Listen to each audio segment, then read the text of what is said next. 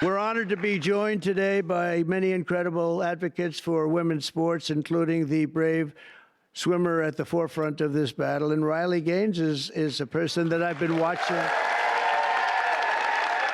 Oh, I think we have a 10. We have a 10. God bless you, Mr. President.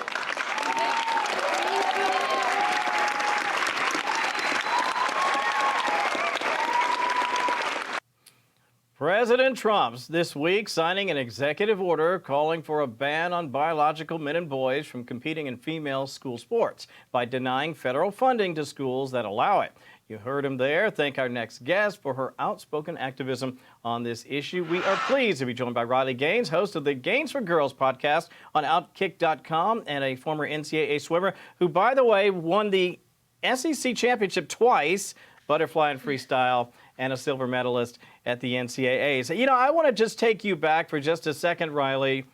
The long road that you and I have been witnessing this, from you standing there on the podium, watching Thomas get a medal that you deserved, frankly, go from there to your activism. And it was costly along the way in some circles, and yet you hung in there, you toughed it out to watch the president in an iconic photo signing this week. It's been quite a journey, I imagine. That's to say the least. These past 3-ish years at this point have really been a whirlwind, but I would do it every single day of the week. That visual you just mentioned of President Trump surrounded by all these young girls wearing their uniforms, looking so joyous and so excited, knowing there is a future for them in sports and beyond because of President Trump's leadership. I mean, I can't even tell you just how much that visual means to me. Of course, as an athlete myself, a former athlete at this point, but someone with a younger sister, someone who can only hope to have a daughter of my own one day. That is exactly why we fight. Let me walk you through that photo. And for the folks at home, I don't know, it kind of hit me right here a little bit. Just seeing the faces. What was that moment like? It was everything that I had anticipated it being. As we've said, it's been 3 years of being not only just ignored and neglected as women who have been screaming and demanding that we are entitled to equal opportunity, privacy, safety on the court and on the field. Not only have we been ignored, we've actively been worked against by the previous administration. So to now have someone in the Oval Office who has clearly displayed such moral clarity, it's crazy that you have to do that, and defining the sexes themselves, signing an executive order, also declaring there are only 2 sexes. I cannot believe that's necessary, but it speaks to the moral decay that we had reached as a society under the Biden administration.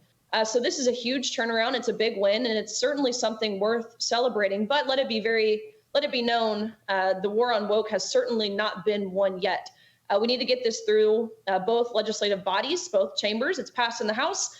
We need to get H.R. 28 onto the Senate floor, let it be heard, and hopefully onto President Trump's desk to sign into law. What are you hearing about that? Because getting it codified into law is crucial. Anybody can pass an executive order if you're president, and then the next person may decide to toss it out. This has to get through Congress and to his desk. Are you hearing any news about that?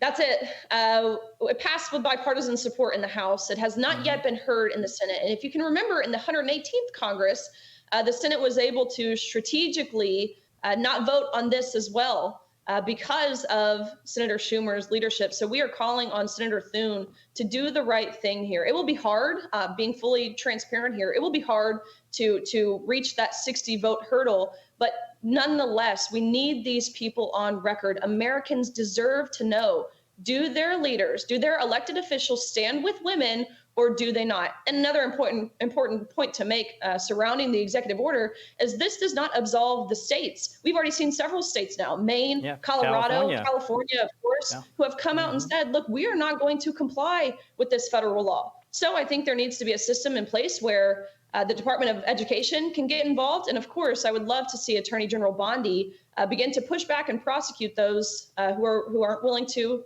comply.